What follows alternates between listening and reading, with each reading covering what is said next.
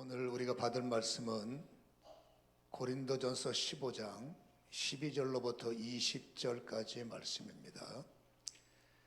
그리스도께서 죽은 자 가운데서 다시 살아나셨다 전파되었거늘 너희 중에서 어떤 사람들은 어찌하여 죽은 자 가운데서 부활이 없다 하느냐. 만일 죽은 자의 부활이 없으면 그리스도도 다시 살아나지 못하셨으리라. 그리스도께서 만일 살아나지 못하셨으면 우리가 전파하는 것도 헛것이요 또 너희의 믿음도 헛것이며 또 우리가 하나님의 거짓 증인대로 발견되리니 우리가 하나님이 그리스도를 다시 살리셨다고 증언하였음이라. 만일 죽은 자가 다시 살아나는 일이 없으면 하나님이 그리스도를 다시 살리지 아니하셨으리라. 만일 죽은 자가 다시 살아나는 일이 없으면 그리스도도 다시 살아나실 일이 없었을 터이요 그리스도께서 다시 살아나신 일이 없으면 너희의 믿음도 헛되고 너희가 여전히 죄 가운데 있을 것이요 또한 그리스도 안에서 잠자는 자도 망하였으리니 만일 그리스도 안에서 우리가 바라는 것이 다만 이 세상의 삶뿐이면 모든 사람 가운데 우리가 더욱 불쌍한 자이니라. 그러나 이제 그리스도께서 죽은 자 가운데 다시 살아나사 잠자는 자들의 첫 열매가 되셨도다. 아멘. 할렐루야. 십자가를 이기시고 어둠과 사망을 정복하시고 부활하신 주님을 찬양합니다. 우리 주님께 영광함 돌립니다. 감사합니다. 부활절이라는 이름은 우리에게 굉장히 감동을 주지만 여러분, 이 부활이라는 개념은 신의 영역이기 때문에 인간의 이론, 인간의 지성, 인간의 그 어떤 것으로도 이 부활을 접근할 수도 없고 헤아리기가 어려워요. 그러니까 부활은 너무나 기쁨이 되지만 이 부활을 아는 것으로 끝나는 사람들이 많습니다.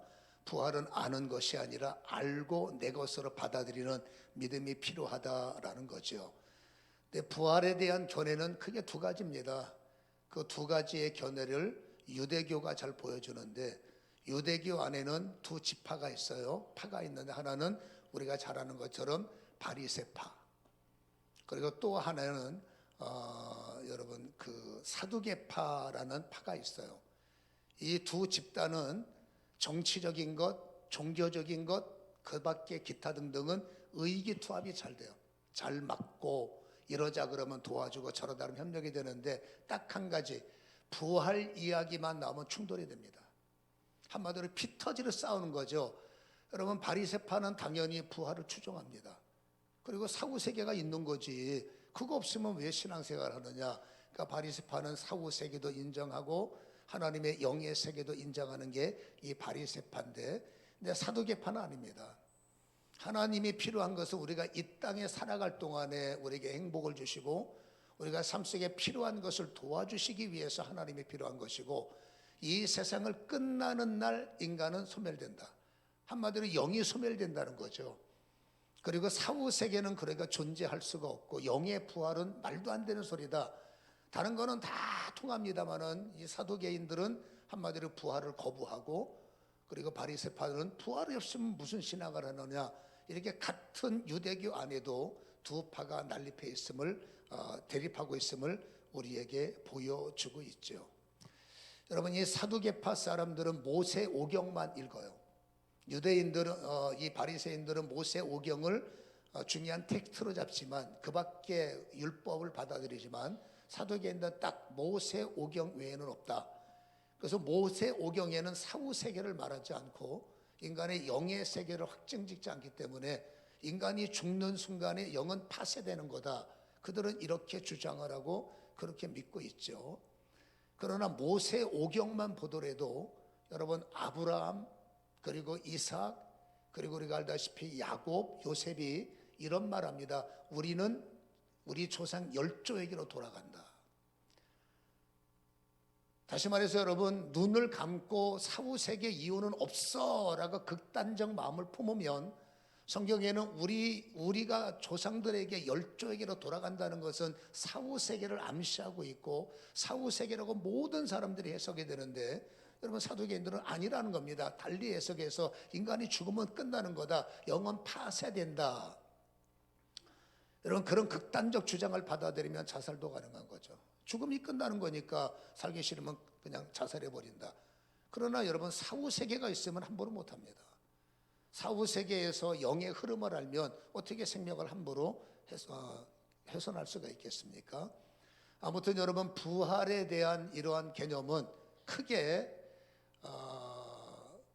사후 세계를 존중하고 영의 세계를 인정하는 분들이 있는가 하면, 아니면 사두개파의 사상처럼 사람이 죽으면 끝나는 거지 그 너머 세계는 어디 있어, 이게 두 의견이 대립하는 것은 당연할 수 있다라는 것입니다.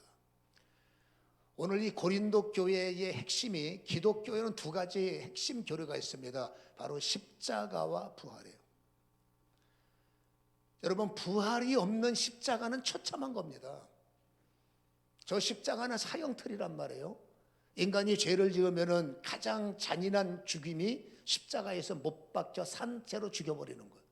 그러니까 여러분 십자가 사형은 잔인한 거예요. 극악무도한 사람이 달렸던 로마의 사형 제도의 증거예요. 예수님도 저기에 달린 겁니다. 극악무도한 죄로 몰아서 예수님도 저기에 죽여버렸어요. 근데 예수님이 다른 게 뭡니까? 예수님은 3일 만에 부활하셨죠. 부활하셨기 때문에 저 십자가는 생명의 십자가가 된 것이고, 부활이 없다면 저 죽음은 여러분 문자 그대로 그냥 비참한 죽음이지만, 예수님은 우리가 알다시피 죽음을 정복하시고 사단을 정복하시고 3일 만에 부활하신 거죠. 그래서 기독교 사상은 두 가지입니다. 십자가와 부활. 이 두 가지 사상 속에 들어있는 진리는 참으로 방대하고 이 안에 있는 생명은 말로 표현할 수 없죠. 그래서 십자가를 믿는 자와 부활, 여러분 십자가 안에서 죽어지지만 부활로 살아나고, 기독교의 사상은 두 가지임을 우리는 너무나 잘 알고 있고요. 그러니까 어디 가든지 기독교인들은 십자가를 말하고 부활을 말합니다. 예수 믿으면 돈 법니다. 이건 뭔가 복음이 훼손된 거예요. 예수 믿으면 고쳐집니다. 맞지만 그건 옵션에 불과한 겁니다. 복음의 핵심은 오직 십자가와 예수예요. 십자가 없는 복음은, 여러분 부활을 말하지 않는 복음은 뭔가 약한 거예요. 그러니까 우리가 교회 다니면 돈 벌어, 교회 다니면 잘 돼, 여기에만 복음이 맞춰져 있다면 여러분 문제가 발생할 확률이 많다는 겁니다. 왜? 본인이 십자가에서 십자가를 완벽하게 패스하지 않으면 부활이 없거든요. 여러분 인생 속의 건강이나 우리의 사상이나 가정이나 자녀들에게 냉정하게 말하면 부활은 창조의 질서와 맞물리는 거예요. 하나님의 창조의 역사가 건강 속에, 인생 속에 나타나지 않으면 그 사람은 자연인이 될 수밖에 없어요. 그러니까 우리가 여러분 예수 믿으면 돈 번다, 예수 믿으면 건강해진다, 부활이 없는 사람한테 무슨 건강이, 당신 능력대로 살아야지. 그러니까 다시 말합니다. 복음은 교회 다니면 돈 벌어요, 이거는 여러분 복음의 뭔가 연약함을 말하는 겁니다. 교회는 딱 하나입니다. 예수와 십자가, 부활. 이게 우리의 핵심 사상이라는 걸 알아야 되죠. 그러니까 고린도 교회도 당연히 여러분 예수님의 부활을 가르쳤고 예수님의 십자가의 죽음을 가르칠 거 아닙니까? 그때 어떤 사람들이 들고 일어나서 뭔 소리 하고 있느냐, 사람이 죽으면 끝나는 거지 부활이 어디 있느냐, 그게 사두개파들의 역량인지 모르겠지만 아무튼 여러분 복음을 강렬하게 거부하는 사람들 때문에 바울 목사님이 오늘 이 15장이라는 너무나 우리 교회에 필요한 내용들, 여러분 여기서 또다시 우리는 15장이 계속 연결되지 않습니까? 재림까지 이어지는, 부활과 재림은 뗄 수 없는 관계죠. 그래서 여러분 이 중요한 15장의 말씀의 배경이 바로 고린도 교인들 중에서 부활을 거부하고 부활에 대해서 외면하는 사람들을 위해서 기록된 말씀이라는 것을 우리는 기억할 필요가 있다라는 겁니다. 오늘 바울이 이렇게 말합니다. 만약에 당신들이 말하는 것처럼 기독교 안에, 우리가 믿는 믿음 안에, 교회 안에 부활이 없다면, 그러면서 몇 가지 전제하는 것이, 여러분 부활이 없다면 끔찍한, 교회 안에서 여러분 정말 신앙생활이, 여러분 보세요, 부활이 없다는 것은 끔찍한 사건이라는 겁니다. 우리의 초점이 어디에 가 있는지 모르겠어요. 여러분 기독교에서 가장 중요한 것은 부활의 사상이에요. 부활이 없으면 왜 끔찍하게 되느냐? 교회가 거짓말하는 거예요. 교회는 사기치는 겁니다. 목사는 사기꾼입니다. 여러분, 전도자들은 다 사기치는 겁니다. 물론 그들이 부활을 말하지 않고 교회 다니면 돈 벌어, 교회 다니면 병나, 이것만 말했다면 모르겠습니다만 제대로 된 복음이 뭡니까? 예수 십자가와 믿는 자의 부활이거든요. 근데 여러분, 부활이 없으면 거짓말쟁이가 되는 거 아니겠습니까? 그리고 두 번째, 여러분, 부활이 없으면 여기서 끝나는 거예요. 여러분, 십자가에서 끝나면 교회 다닐 필요 없어요. 내가 능력이 있으면 잘 사는 겁니다. 여기서 끝난다면, 부활의 능력이 없다면 신적인 능력이 없는데 뭐하러 교회 다닙니까? 여러분, 여기서 살아나는 살리시는 능력은 창조의 능력이요. 그러니까 창조의 능력과 부활의 권능이 삶에 접목될 때 다양한 우리의 인생 속에 살아남의 역사가 나타나는 거란 말입니다. 그래서 다시 말합니다. 부활이 없으면 여러분, 여기서 죄가 씻음이 없기 때문에 우리는 여전히 죄인이죠. 여러분, 죄인으로 살다가 눈을 뜨면 지옥 가는 거예요. 그 부활이 없으면 우리는 망하는 자고, 또 말합니다. 그래서 먼저 믿고 부활이 있는 줄 알고 죽은 사람들이 부활이 없으면 완전히 망하는 것이 아니겠습니까? 그게 우리가 읽은 성경에 여러분 15절로부터 나와 있는 말씀. 그리고 예수 믿는 우리는 진짜로 불쌍한 사람이에요. 여러분, 교회 다니는 것 때문에 담배 끊어야지, 교회 다니는 것 때문에 술 마시면 큰일 나지, 못 끊는 사람들은 죄인처럼 저 뒤에 숨어서 펴야지. 여러분, 교회 다니는 것 때문에 여러분 노래방 가지 말라, 어디 가지 말라, 이러지 말라, 저러지 말라, 타락하면 안 된다, 쾌락하면 안 된다. 이번에 여러분 한 주간 금식으로 고난 주간에 어떤 여러분 삶의 미디어 금식, 삶의 금식, 이게 다 교회 다니면서 여러분 10의 1조 드려야죠. 또 11조만 있으면 은혜 시험이 들더러 또 성교 헌금에 어쩌고 저쩌고 저쩌고, 제가 봐도 여러분 드려야 할 것들이 많아요. 그러니까 부활 신앙이 없으면 여러분 헌금 시간에 시험 들기 딱 좋은 자리가 교회일 확률도 없지 않아 있죠. 아무튼 간에 사도 바울 같은 경우는 여러분 이렇게 말합니다. 오늘 읽은 성경 말씀을 보면 19절에 만일 그리스도 안에서 우리가 바라는 것이 다만 이 세상의 삶뿐이면 모든 사람 가운데 우리는 더욱 불쌍한 자다. 여러분, 바울은 보세요. 예수님을 만나는 순간부터 인생의 완전한 변화 180도가 달라져서 당신이 가지고 있는 박사학위 내려놓고요, 가문이 얼마나 가물리엔 가문에서 장래가 보장된 사람이 장래를 끊어버리고, 수없이 좋았던 여러분 영적 삶의 인맥들, 법관들, 정치인들, 엄청난 인맥들을 일시에 끊어버렸어요. 그리고 여러분 달랑 이 성경책하고 들고 다니면서 얻어맞고 요거도 먹고 가는 것마다 침 뱉고, 여러분 강도 만나고 그냥 만나는 사람마다 그리워. 옛날 같으면 국물도 없죠, 그 성격이. 근데 예수 믿고 나서 그냥 욕을 해도 그리워, 때려도 그리워, 감옥에 갇혀도 아이고 그리워.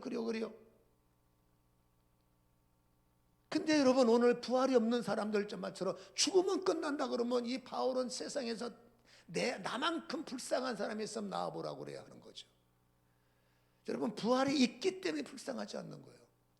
부활이 없으면 여러분 진짜 우리 교인들은 엄청난 손해를 보고 있으며 엄청나게 고생하는 겁니다. 정말 괴로운 겁니다. 저 역시도 마찬가지입니다. 저도 젊은 나이에 예수 믿었지만 예수 믿는 것 때문에 여러분 많은 삶을 포기하고 많은 삶을 내려놓고 그냥 십자가 하나 바라보고 가면서 여러분 제 하루의 일과가 뭐겠어요? 딱 하나입니다. 십자가와 부활. 여러분, 예수와 십자가를 우리는 믿기 때문에 성경이 말하는 부활이 없다면 망하는 자지만 우리는 결코 망하는 자가 아닙니다. 왜냐? 부활은 사실이기 때문에. 그래서 우리는 부활의 사실성을 두 가지만 강조하려고 합니다. 여러분, 부활의 사실의 첫 번째 그림은 이런 겁니다. 20절에 그러나 이제는 그리스도께서 죽은 자 가운데 다시 살아나사 잠자는 자들의 첫 열매가 되셨도다. 예수님이 살아나신 것이 여러분 부활의 사실성이요, 예수님이 살아나시는 것이 하나님의 뜻이라는 걸 아십니까? 예수가 다시 살아나야 하나님의 뜻이 이루어지는 것을 아십니까? 그래서 하나님의 뜻이 뭐냐? 다시 한번 부활이 회복되는 거예요. 여러분, 부활은 잘 들어보세요. 창조 질서의 회복입니다. 여러분, 하나님께서 인간을 만들려고 작심하셨을 때 인간을 바디를 하나님의 형상대로 빚으셨고 그 재료는 몸지라고 그랬어요. 몸지로 진흙으로 우리의 바디를 만드셨고 인간만의 특별한 자가 그 코에 전능자의 기운.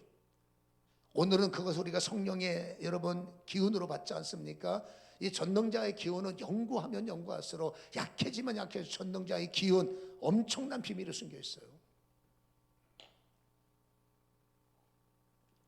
내가 비밀이라는 기운이 닫혀 있어서 그만큼밖에 못 풀고 살지만 우리 안에는 여러분 창조주의 기운이 있다고.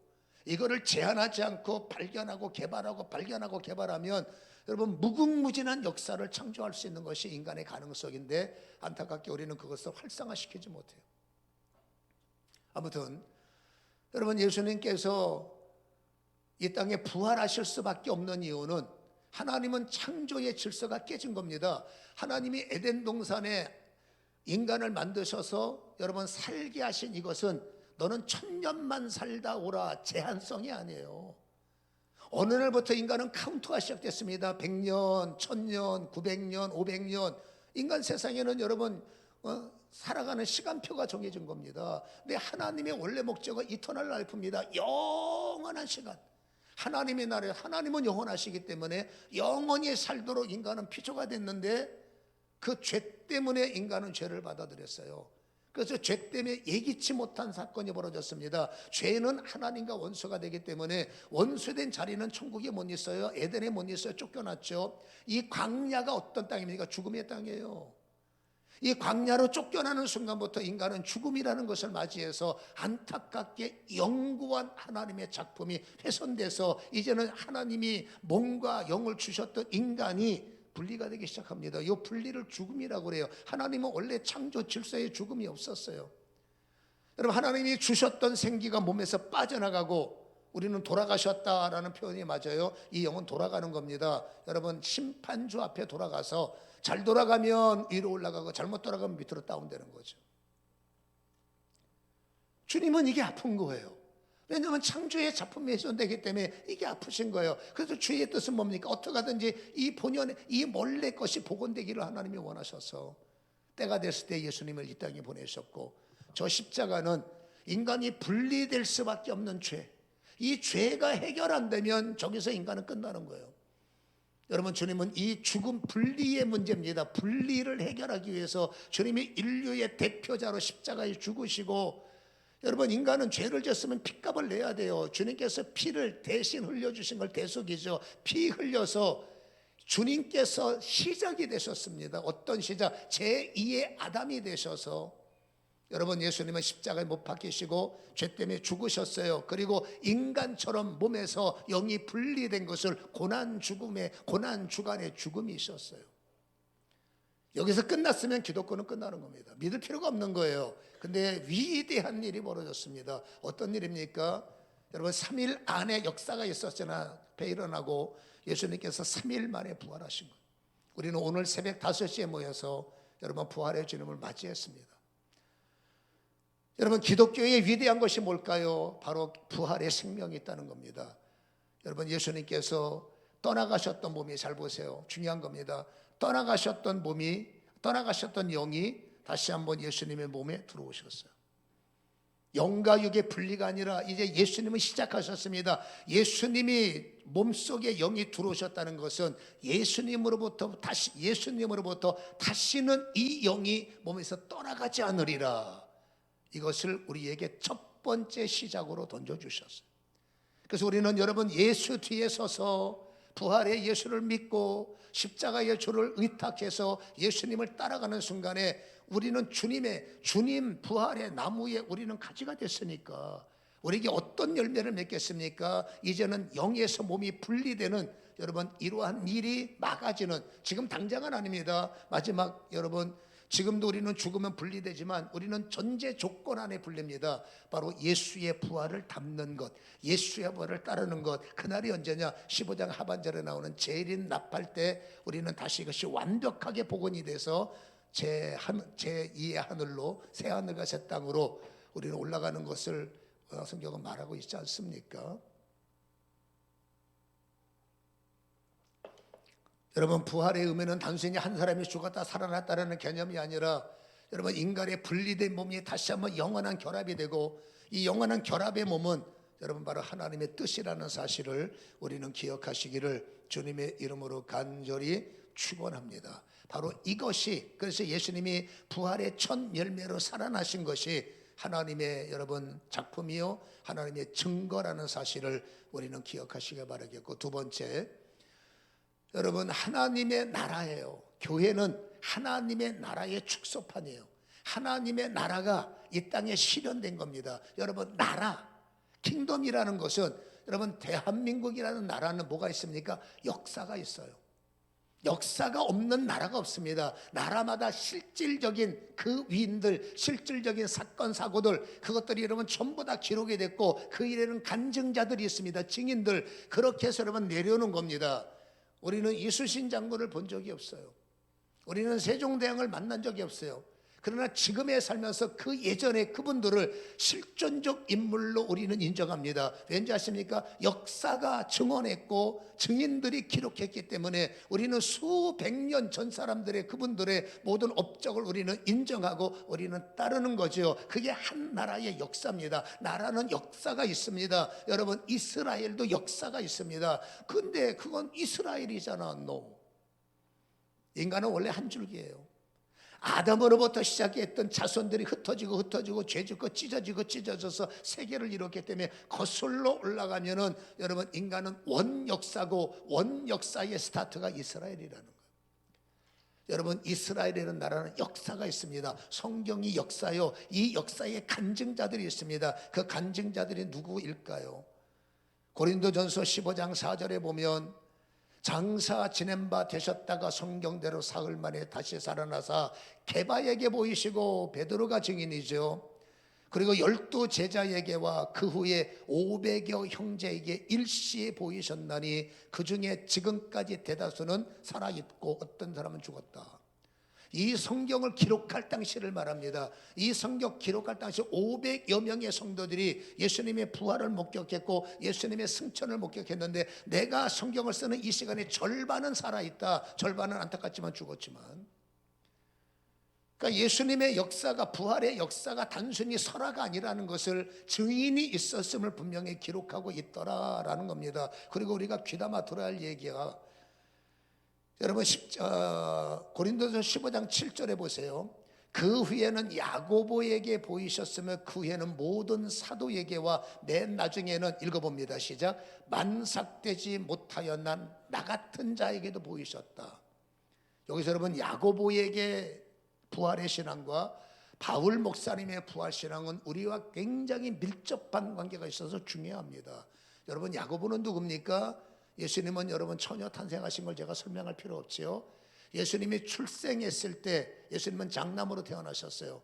여러분, 마리아와 요셉이 육신적 부부니까 육신적 자식들을 낳죠. 그 중에 하나가 야고보예요. 여러분, 야고보는 예수를 안 믿었어요. 왜 안 믿었는지 아십니까? 함께 살았어요. 어렸을 때 눈 뜨고 철드니까 형이 있었어요. 그 형과 손잡고 다녔고, 형과 함께 지냈고, 형과 울고 장난치고, 형과 함께 성장했어요. 형과 일도 했어요. 형과 한 방에서 잠을 잡니다. 근데 어느 날 그분이 이상해지더니 메시아라는 거예요. 어느 날 그분이 하나님의 아들이라는 거예요. 여러분, 야고보는 압니다. 하나님의 아들이 아니라 우리 아버지의 아들이라는 걸 아는 거예요. 그러니까 예수님이 저러고 다니는 건 제정신이 아닌 겁니다. 아버지가 요셉인데 무슨 하나님이요, 말도 안 되는 소리.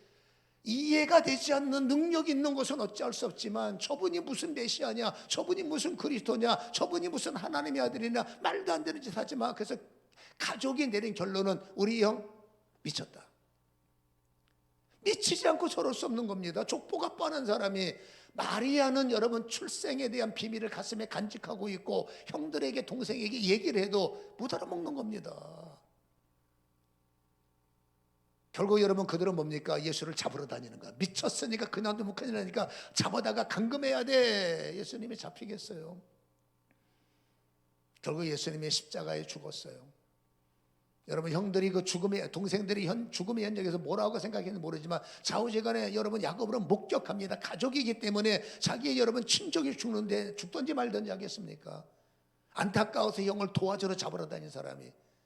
죽음의 현장은 개입하지 못하지만 형으로, 동생으로서, 가족으로서 마리아 그 육신의 어머니도 십자가상에 있었다고 기록하니까 여러분 어딘가에서 그 형의 죽음을 지켜보는 거예요. 얼마나 마음이 아팠을까.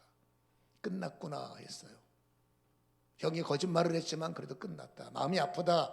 웬걸요. 엄마가 와서 말합니다. 형이 살아났다. 이해가 안 가는 거예요. 어떻게 살아나요? 가봐라 무덤에, 빈 무덤에. 그리고 예수님께서 서서히 40일 동안에 계시면서 제자들에게 나타나셨습니다. 12명에게 나타나셨습니다. 수많은 세월이 나타나셨습니다. 그 중에 목적자가 누구냐? 야고보예요. 여러분, 야고보는 거부할 수 없는 겁니다. 남이 아니라 형입니다. 함께 살아왔던 형입니다. 모습을 알고 음성을 합니다. 예수님이 영체를 갖고 오신 것이 아닙니다. 몸을 내비두고 하늘의 천사의 영을 갖고 온 것이 아니라 몸과 영이 분리됐기 때문에 만져보라는 겁니다. 체온이 있는 거예요. 음식, 여러분, 천사는 영은 음식을 먹지 않아요. 영한테 무슨 죽은 양한테 음식 대접하자. 그 여러분 어리석은 겁니다. 말도 안 되는 짓이지만 아무튼 여러분 그 야고보는 하는 겁니다. 형이네, 똑같네, 살아있네, 체온이 있네. 어떻게 된 거예요? 부활했잖아. 거기서 야고보는 깨진 거예요.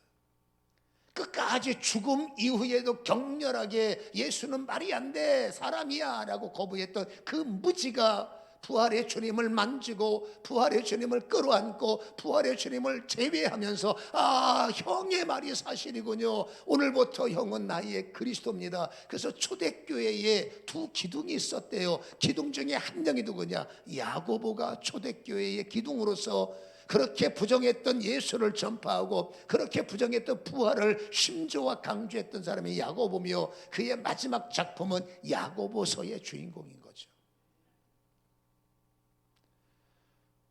여러분, 이스라엘은 역사가 있는 나라예요. 하나님의 나라는 역사 속에 증인이 됐고 지금 여러분 세월이 흘렀습니다. 그 수많은 사람들이 역사의 기록자라는 것을 우리는 기억할 필요가 있다라는 겁니다. 이수신 장군을 본 적이 없다고 가짜다라고 말하는 것 참 어리석은 일 아닙니까? 그렇죠? 여러분, 이 바울이 예수님을 만난 건 우리는 더 주목할 필요가 있는데 여러분, 바울 같은 경우는 보세요. 예수님의 12제자와 500명은 현장의 증인이라고. 무덤을 눈으로 봤어요. 빈 무덤을 봤어요. 제자들은 봤어요. 야고보도 여러분 죽은 걸 봤고 자기도 가봤습니다. 현장의 경험자라고. 근데 여러분 바울은 아니에요. 바울은 오히려 여러분 현장을 부셨고 교회를 부셨고 믿는 자 부셨고 부활을 부정하고 부활의 예수 죽여야 돼. 제자들 죽여야 돼. 여러분 그런 현장이 없어요. 근데 여러분 그는 현장이 없는데도 불구하고 예수를 믿는 겁니다. 왠지 아십니까? 다메섹 도상의 회심은 여러분이 알고 있는 내용이에요.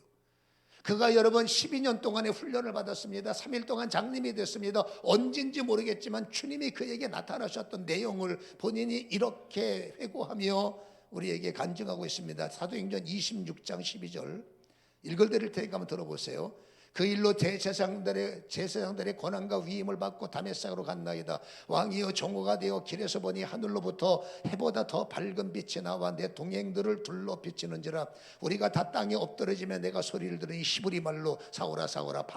바울은 헬라식 발음이고 히브리식 발음은 사울입니다. 바울이 변해서 여러분 사울이 변해서 바울이 된 건 무식한 발음이죠. 사울아 사울아 내가 어찌하여 나를 박해하느냐. 가시체를 뒷걸음질하기에 내가 고생이니라. 내가 대답해 누군데요?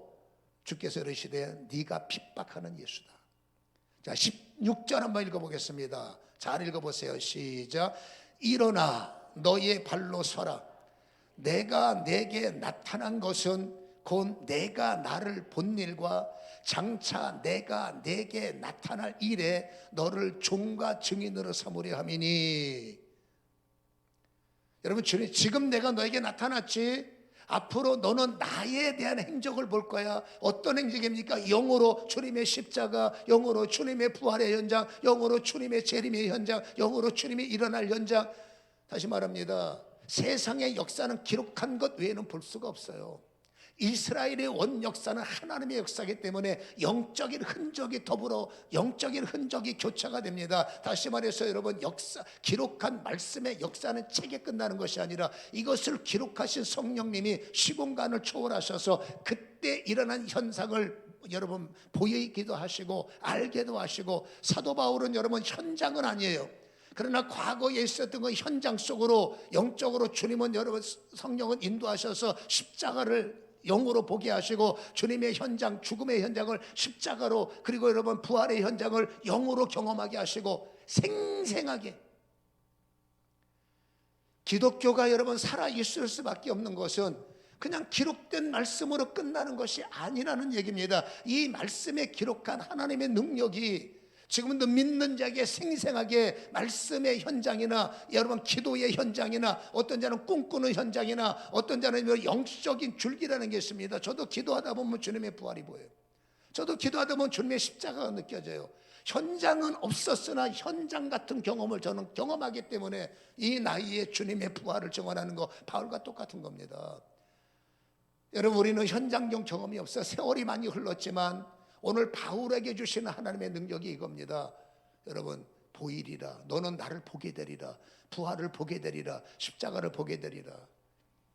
여러분, 십자가를 본 자들에게 18절을 읽어보시기 바랍니다. 시작. 그 눈을 뜨게 하여 어둠에서 빛으로 사단의 권세에서 하나님께로 돌아오게 하고 죄의 사함과 나를 믿어 거룩하게 된 무리 가운데 기업을 얻게 하시리라. 여러분, 부활을 믿는 자에겐 기업이 생겨. 돈이 아닙니다. 이 기업이 뭘까요? 눈을 뜨게 하는 기업이에요. 귀를 열게 하는 기업이에요. 어둠을 제한하는 기업이에요. 밝음을 열어주는 기업이에요. 사단을 제한하고 여러분 하나님으로 인도하는 기업의 능력. 다시 말하는데 영권으로 여러분 전도할 때 사람의 귀를 열게 하고, 영권으로 증거할 때 사람의 눈을 열게 하고, 영권으로 증거할 때 어둠을 뚫어버리고, 영권으로 증거할 때 사단을 부셔버리고, 사단이 부셔질 때 어떤 일이 날까? 이것을 부활을 믿는 자에게 주시는 기업이라는 겁니다. 우리는 여러분 부활의 신앙을 갖고 있으면서도 여러분 이거를 나의 기업으로 삼지 못하고, 그렇지 않습니까? 옛 모습 갖고 사는 겁니다. 오늘 부활절을 맞이해서 다시 한번 믿음의 눈으로 부활을 발견하십시오. 다시 한번 믿음의 눈으로 부활을 맞이하십시오. 다시 한번 믿음의 눈으로 부활을 인정하십시오. 다시 한번 믿음의 눈으로 부활을 여러분 깨닫기를 바랍니다. 그러면 여러분 부활을 깨달을 때 하나님은 아하, 나에게 기업을 부어주셨다. 어둠을 제압하는 기업, 어둠을 제압하는 능력, 사단을 제압하는 능력, 그렇죠? 저 영혼들을 뒤집어 놓을 수 있는 하나님의 능력이 나한테 부어졌다. 내 힘으로 어떻게 남편을 변화시킬까? 불가능합니다. 그러나 부활의 능력은 가능합니다. 여러분, 오늘 이 부활절을 맞이해서 바울에게 주셨던 여러분 이 하나님의 놀라운 신비적 은혜가 바로 저와 여러분의 부활의 능력이 되기를 주님의 이름으로 간절히 축원합니다. 아멘.